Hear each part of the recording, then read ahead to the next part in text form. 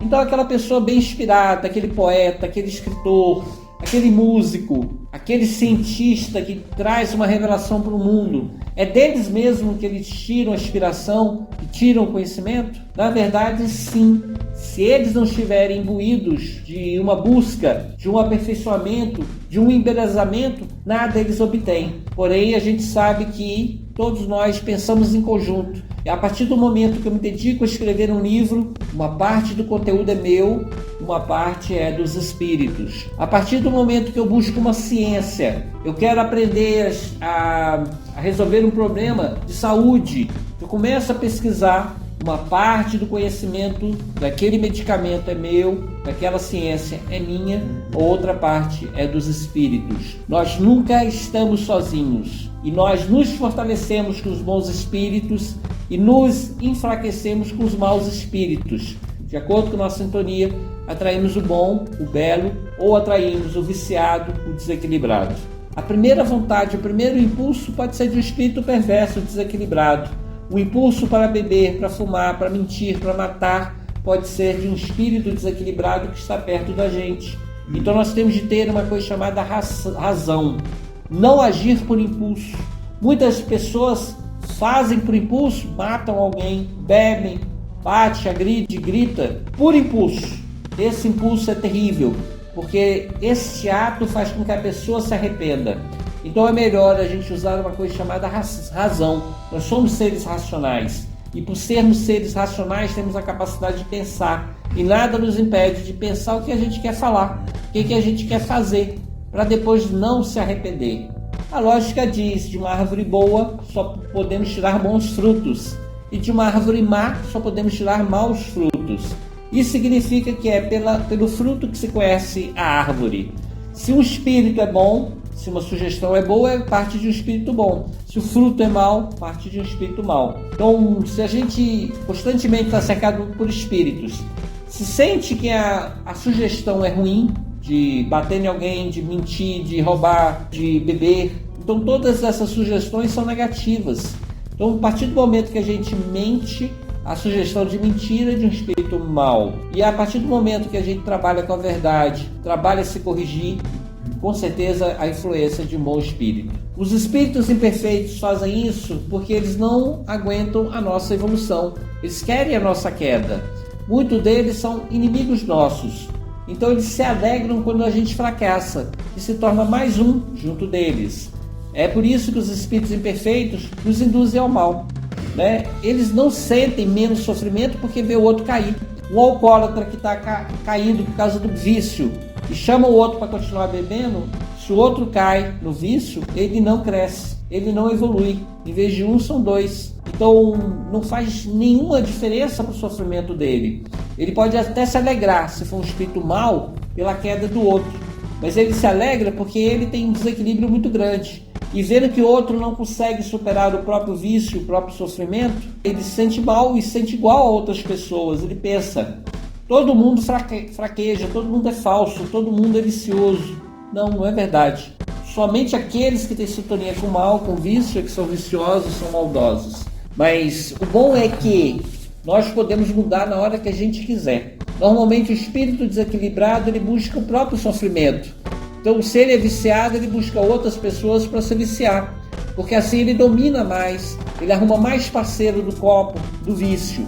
Então, é da mesma natureza do sofrimento que a pessoa tem, que ela busca induzir os outros ao mesmo mal. Se ela odeia, quer que outros odeiem também. Deus é mau por um acaso que permite a vinda da tentação? Não, Deus é justo. Ele dá aos homens a liberdade de agir conforme a própria consciência.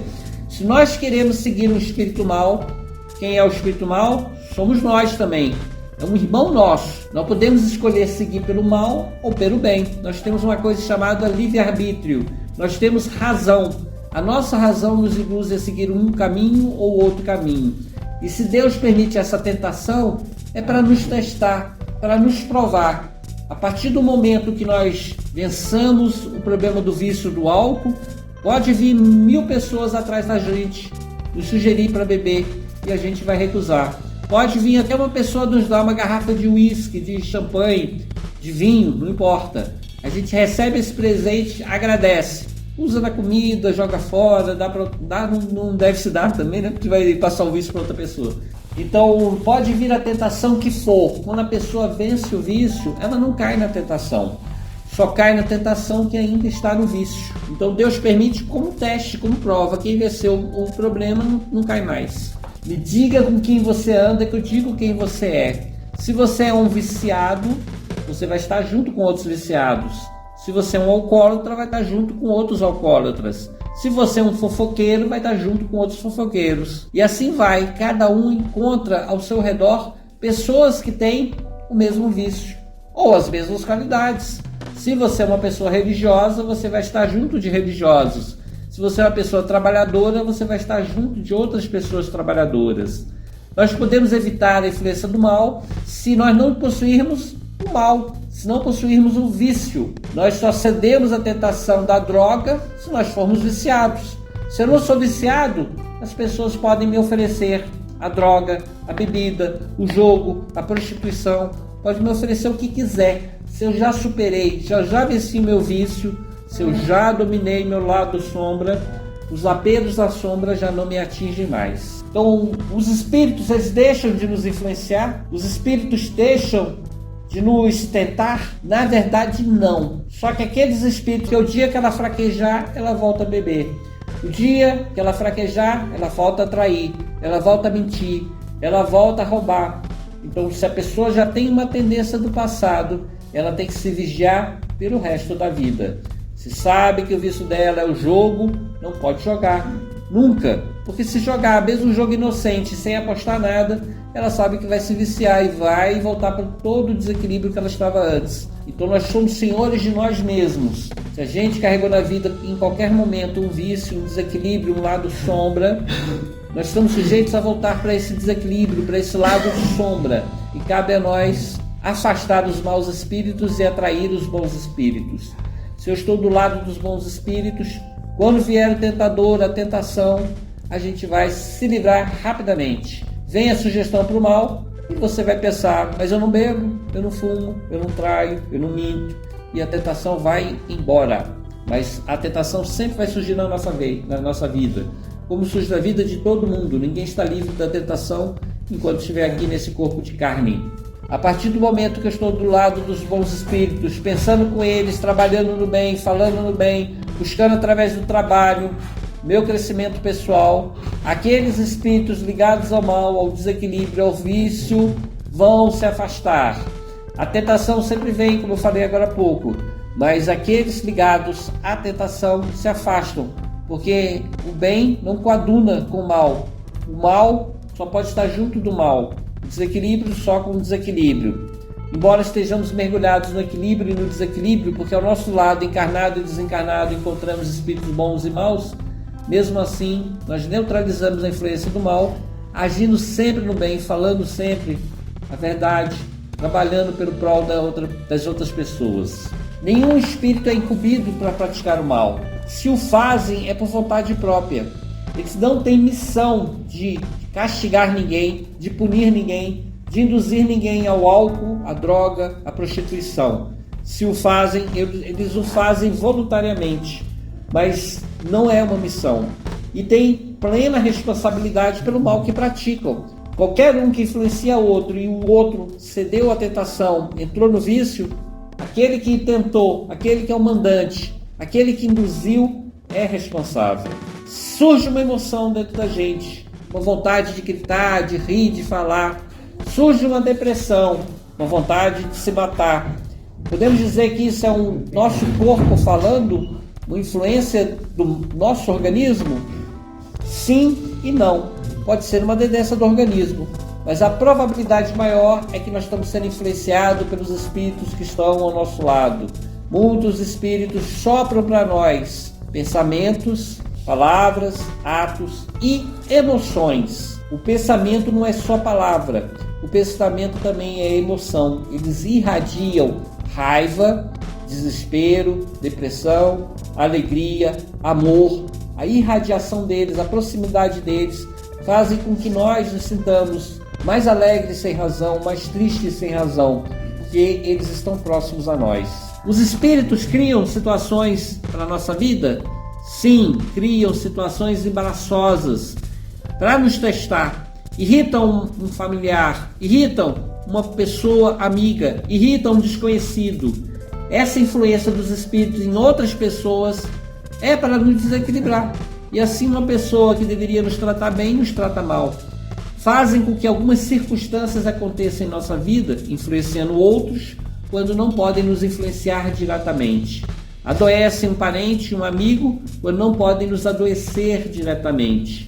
Como eu falei, quando a pessoa está em equilíbrio, ela está protegida pelos bons espíritos. Para que ela saia desta proteção, é necessário que ela se irrite, que ela minta, que ela roube, que ela cometa um pecado, que ela entre no lado sombra. E quando os espíritos não conseguem atingir a própria pessoa, eles os fazem através da família.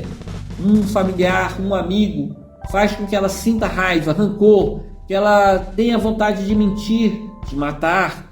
E essa influência de terceiro, encarnados, de uma briga num bar, de uma briga na padaria, de uma briga entre vizinhas, faz com que a gente se desequilibre. E ao desequilibrar, entremos em sintonia com os espíritos ruins. Então os espíritos aproveitam as circunstâncias que acontecem na nossa vida para nos induzir ao mal. E eles também aproveitam para criar circunstâncias quando nenhuma circunstância existe, fazendo com que a gente entre em desequilíbrio. Como é que a gente evita a influência do mal? Por uma palavra de Jesus. Aliás, duas. Orar, vigiar. São duas palavras. Oração, ter o pensamento equilibrado, perdoar, agir no bem, falar corretamente, falar coisas boas. Vigiar é ver quando alguém vem como tentador, oferecer bebida para nós e a gente recusar. Falar mal de alguém e a gente não aceitar.